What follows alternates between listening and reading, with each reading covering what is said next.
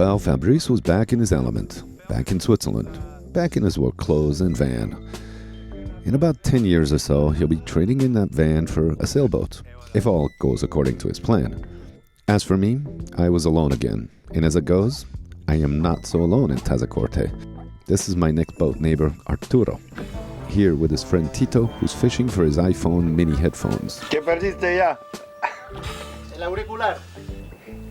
Lo veo bastante difícil, creo que será imposible. Pequeñito. Y si sale, seguramente estará muerto. Sí. Pero Tito is a local palmero, and he has no problem diving the 8 or so meters to fetch the tiny headphones. And Arturo? Well, he's a doctor.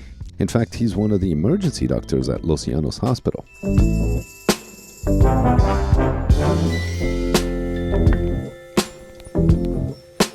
Here, he's helping out Juan's hand heal from an operation.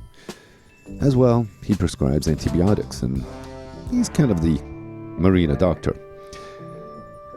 So, you all may be thinking, why am I staying here so long?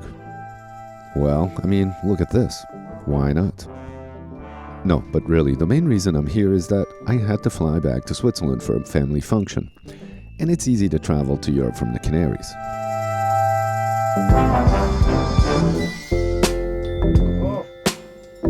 T'as compris? The other reason is that I'm waiting for a special guest to come and sail further south with me. So I'm kind of stuck here. And to be honest, it really suits me fine for now. O sea, ¿se puede vivir mejor como perro? No. I've never made so many friends in one place so far in my travels. I've got all the Colombians and Cubans on the island, and all the cool folks here at the marina. What's great about here is that there is life at the marina, people. Many who are local, which is great for my Spanish, as well as the usual suspects of Frenchies, Germans, Dutch, Swiss, and the occasional Scandinavian. These are my other neighbors, Sandra and Bertold. And look, they have a dinghy for sale if anybody wants to buy one. Then there's Bert and Sandra. Bert was cool enough to help me with my outboard engine after I dismantled the carburetor and found the problem to be electric. Bert sold his motorcycle mechanic shop, bought a sailboat, and sailed his way here with Sandra. In fact, they've decided to stay here and are building a house. We have Bertold here, my neighbor. He's going to try to help me fix my outboard motor. Good luck, but he's a mechanic, so if he can't do it, nobody can do it. It's an electrical problem, I'm sure. the spark plug is new. Yes? Yes. You know, this is the crankshaft. Yeah? Has a cone. Yeah? Wheel also has a cone. Ah, so you need to loosen the cone. Yes. Need WD-40? Scheiße. No, I need more muscles. He's totally taking the mariner apart. Joder, as they say in Spanish.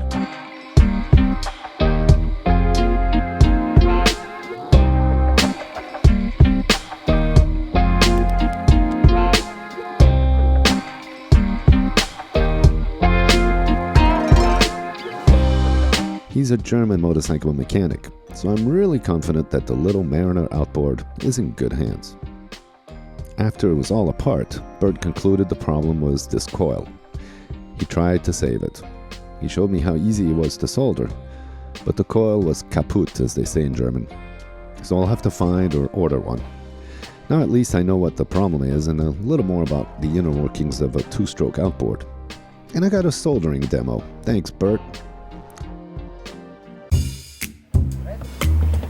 Piratas. Pirata número 1, Guillaume. Pirata número 2, Bruno. Y el último pirata, Juan. Pero el mejor. El mejor, sí. Sí. On va gagner contre les Français. La Suisse contre la France. Exactement. Vamos a ganar con los pinche franceses. Ça, c'est ma position.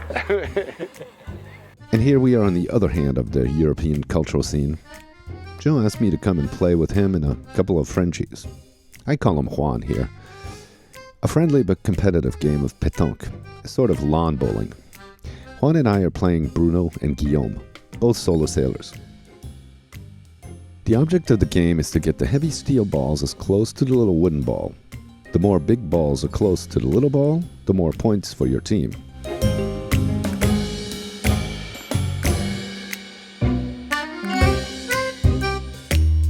One point for me and Juan here.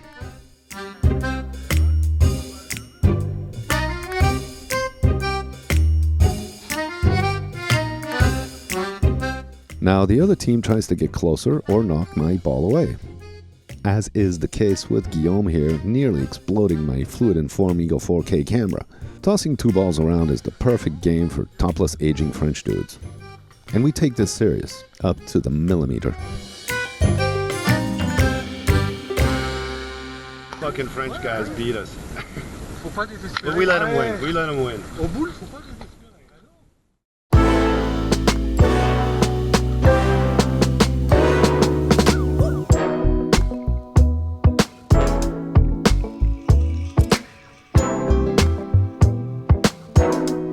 And then, as I said, there are my Colombian friends who are always fun to go out on a Saturday afternoon.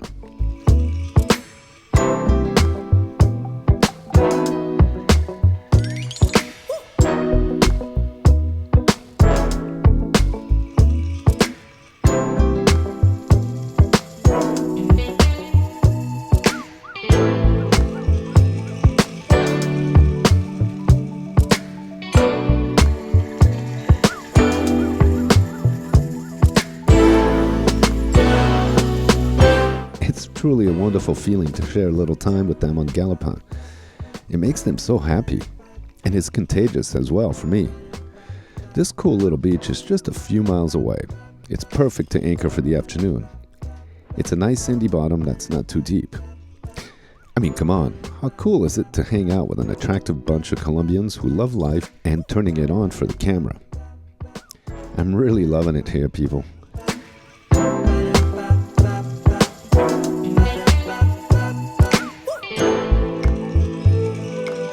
And this is clearly part of the voyage, to travel the world and find the most perfect place to live, if that ever exists.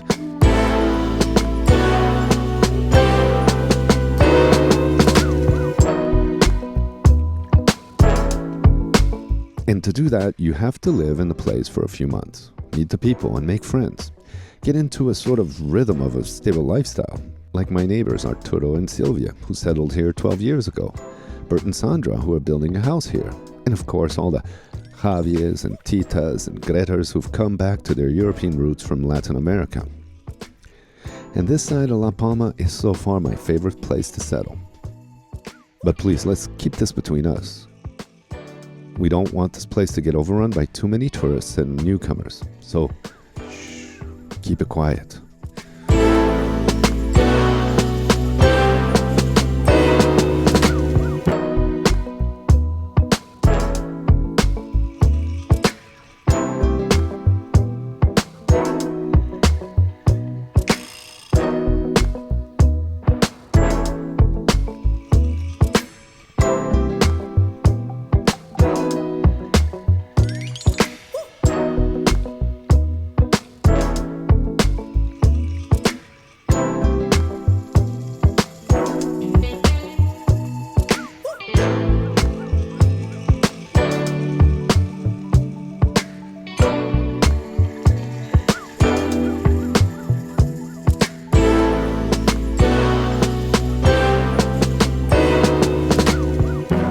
On this outing, we had some extra excitement. Alejandro here wanted to jump in the water so he could get pulled by the boat with a line I put out. Well, he literally missed the boat. It took me a couple of tries to fetch him. I thought I could just pass by and he'd grab the line. No. So finally, the third time around, I applied the man overboard technique I learned and he was back on board. A good refresher course.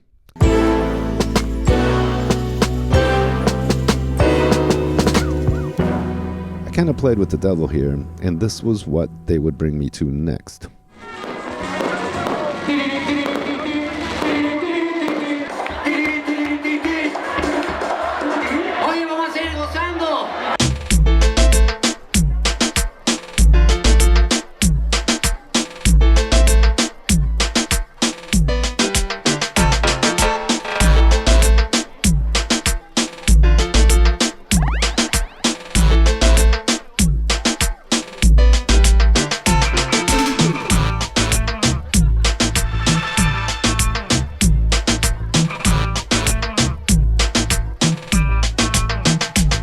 were at one of the island's favorite celebrations, Dance with the Devil. Javi, Tita, and I went by bus and met all the crew. Everyone was here, plus a few new faces. We danced and drank until 3 in the morning. And then, this is what everyone was waiting for. El Diablo. The almighty Dark One himself. The devil finally made his appearance.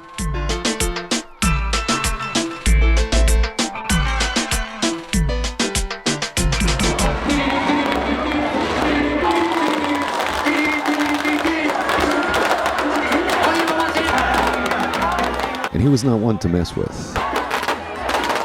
Once in a crowd, he got lit up and spewed his fire and fury right in my mouth, right here. I had a burnt lip for the week to follow. And this was insanity.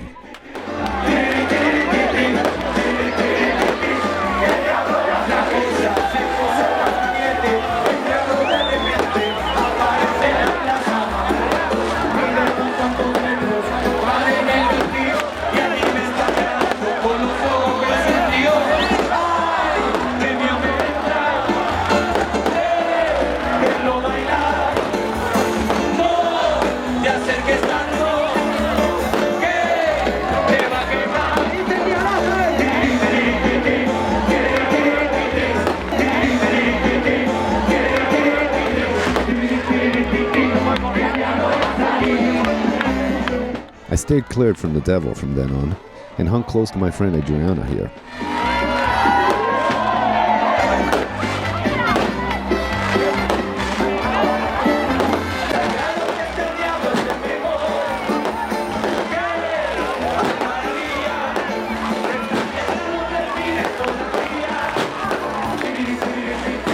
Arturo told me that the guy in the devil suit had to train 3 months in advance by strapping on a heavy backpack and going up and down the mountains. Apparently the heat is suffocating under there, the smoke is toxic, and the guy even has an oxygen mask to breathe. And there's more. Here's the anecdote. The guy in the devil suit vacationed once in America. He was riding a motorcycle, a dream of his, until a truck struck him and broke him in pieces. As the devil's luck would have it, an EMT truck was right behind and saved his life. He doesn't do the devil anymore, and a guy who replaced him collapsed on his first night out in the devil suit. The original devil recovered and then retired, and the new devil is carrying on the tradition. Well, as you can see, I'm getting too comfortable here. It's really time to prepare to go.